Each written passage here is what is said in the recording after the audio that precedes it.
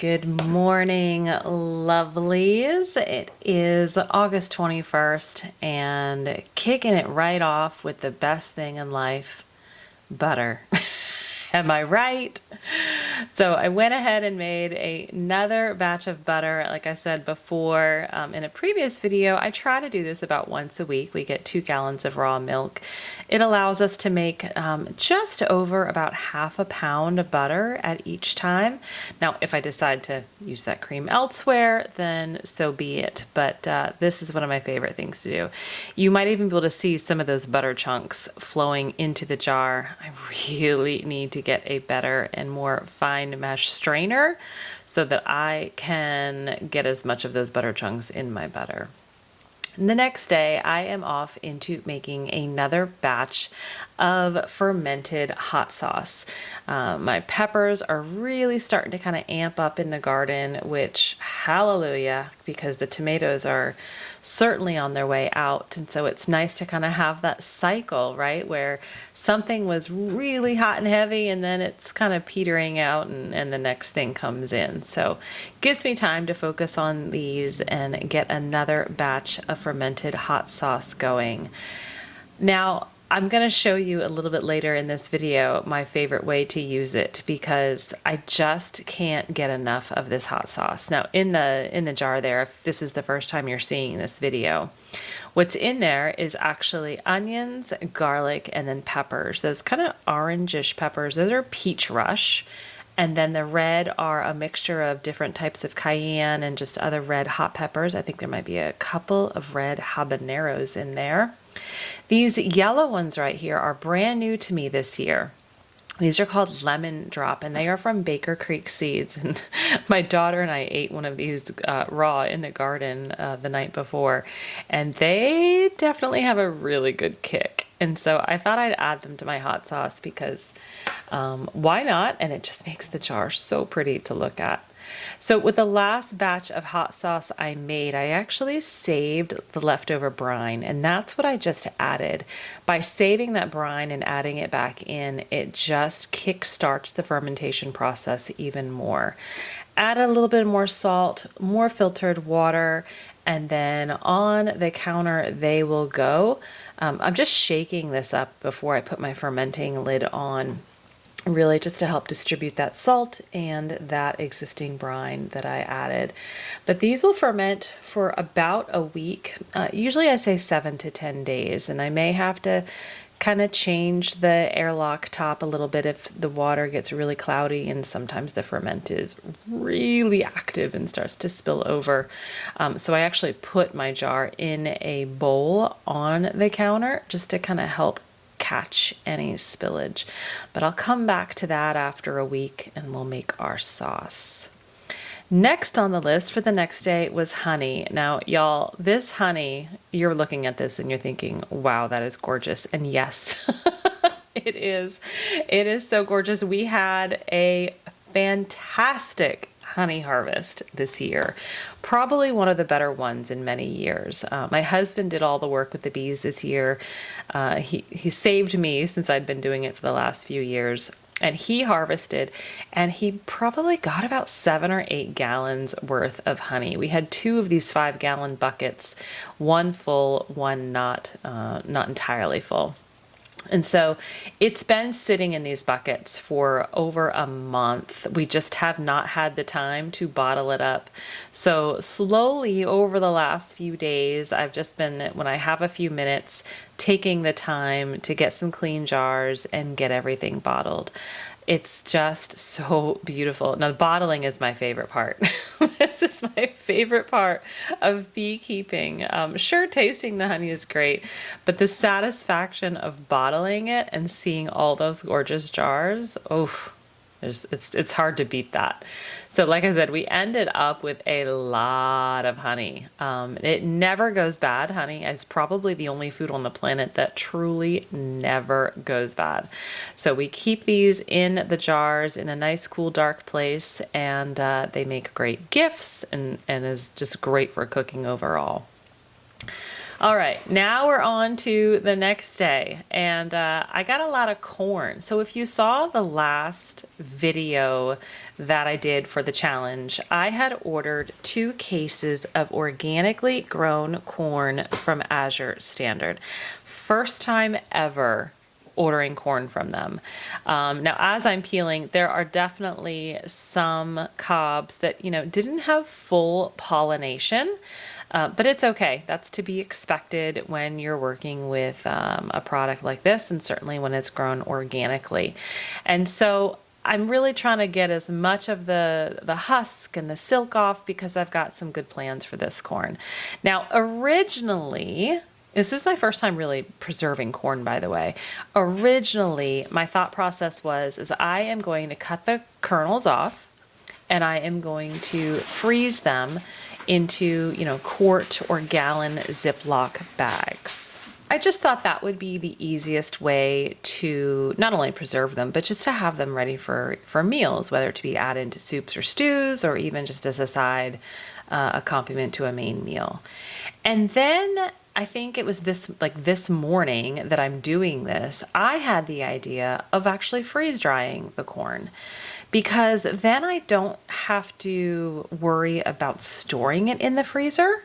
And even more so, you see people when they're storing corn, they blanch it. And blanching is really putting the corn in boiling water for 30 to 60 seconds and then immediately in ice water to stop the cooking process. And what that does is it actually stops the natural enzymes in your food from continuing to break down the food. That's just a natural process within fruits and vegetables, right? Natural enzymes will continue to work even when they're in the freezer, just at a much slower rate. But blanching for me is just a tedious process. So I thought, you know what? I'm going to freeze dry these and make this work better for us. And I'm so glad I did. I ended up with 3 quarts and 3 pints, and I just vacuum sealed it into my jars. Now, it did freeze dry for about 28 or 29 hours, but I would absolutely do this again. It was so well worth the effort. People often ask, how do you get things done? How do you find the time to get things done? Well, this is a perfect example. Welcome to my house at 6:30 in the morning. I get up rather early because I try to go to bed at a decent time. And also, I just love to get up before the family gets up and enjoy that quiet. Now, you'll see me moving rather kind of meticulously and maybe even look a little slow. And that's because I am desperately trying to not make a lot of noise so that my family stays asleep while I'm going through this processes. So I had more of my cherry tomatoes, both cherry paste and then just regular yellow cherry tomatoes from the garden, from the harvest I had gotten 2 days prior. The night before, before I'd gone to bed, I just kind of roasted them and then I left them on the counter covered in some foil. So the new morning, I knew I needed to get up and get this going. And I went with my tried and true. I am going to make this into pizza sauce. I actually opened a jar of the pizza sauce I had made last week for our family pizza night, and it was amazing. This is probably like one of the unsung heroes of this year's challenge. I'm just so excited about it because never in my dreams have I thought I could make a thick, delicious pizza sauce so easy and so fast. So once it's through the food mill, I'm just kind of getting it on the stove pot there to really warm up and start to thicken a bit before I start adding my seasoning. So that's going to sit. And while that's doing that, I need to get started on the really big project for the day, which is something I'm also super excited about, but have been really waiting to make again. Now, I have a video that I did, and I'm going to link it above, probably about 2 to 3 years ago now. And it's actually the video of mine that has gotten the most views. So to date, it's gotten over 35,000 views as I'm sitting here recording this. And I did the video, it was actually 2 years ago, July of 2022, and it's called Canning Vegetable Soup. You'll be glad you have this. And so I'm going to link it above here, but I made it 2 years ago, and let me tell you, it was so good. It's the one soup that I think my whole family loved no matter what. And so I was determined that I really wanted to do that again this year. And so I kind of was gathering and hoarding all of the ingredients just over a couple of weeks' time. Those green beans you see on the counter, they are from a local farm that I had pre-ordered a week prior. The corn, that is, I saved a few ears of corn left from my Azure order to have specifically in this soup. We've got potatoes, carrots, celery, and then I'm going to be adding some onion and spices. But the thing that's going to be different about this soup this time compared to when I did it 2 years ago is I'm actually going to be adding beef stew meat.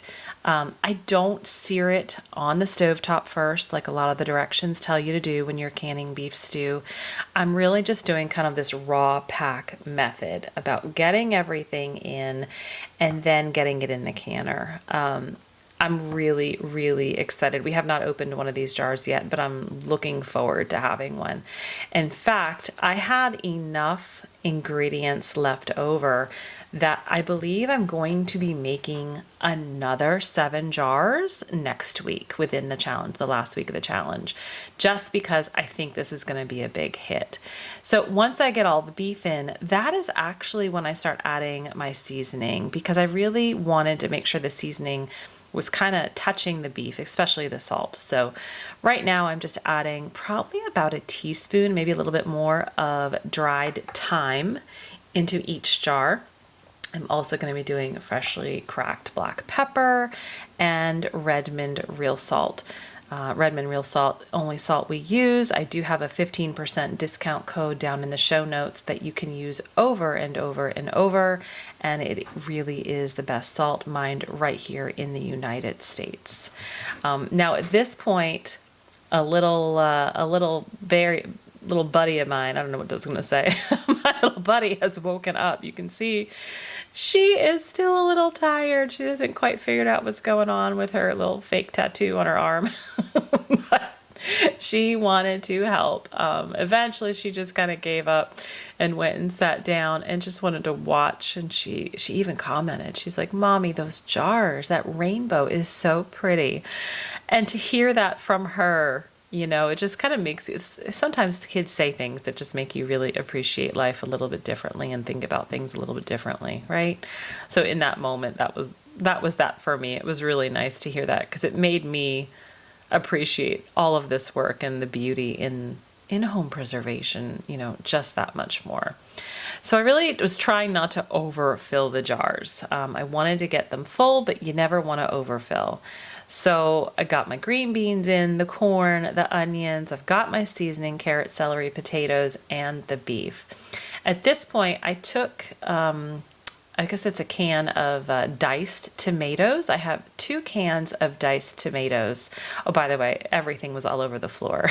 There was just so much mess from this entire process that I kept bending down to get things off the floor.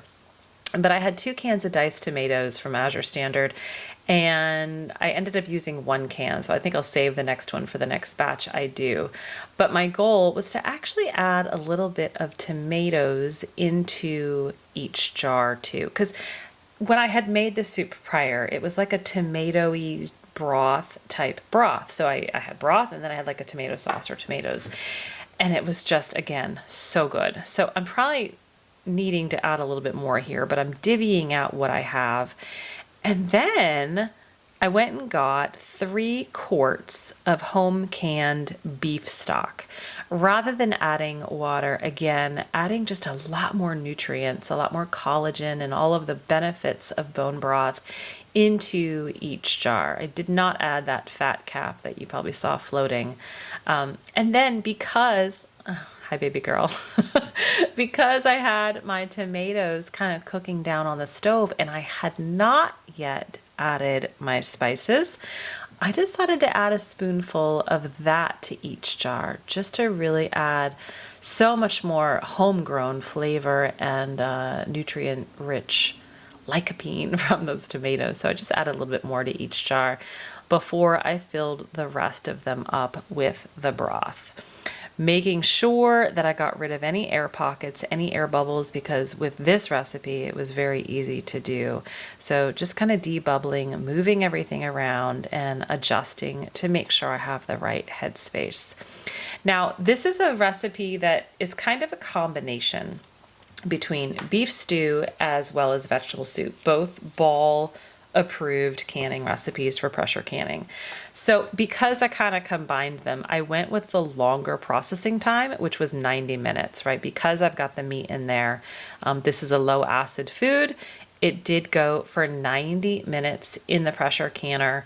I have the All-American 921, and so I can get 7 quarts in at a time. And also because I raw packed, I did not get my canner heated up really fast. In fact, I just turned the burner down to a low because I want to make sure that everything gets up to a similar temperature slowly and at the same time, rather than cranking it up on high and then risking anything to break. So I kind of do that process slowly if I'm working in this manner. But they go for 90 minutes. And then I'm working on getting the pizza sauce canned up. So after I got the pressure canner going, I went and added my spices. And I did garlic powder, onion granules, salt, pepper, oregano, a little bit of thyme. I think that might have been it. Mix that up and the seasoning is just delicious.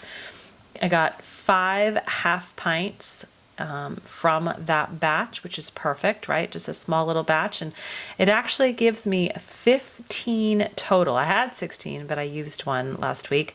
So 15 total half pints of pizza sauce. So super excited about that, like I had said earlier.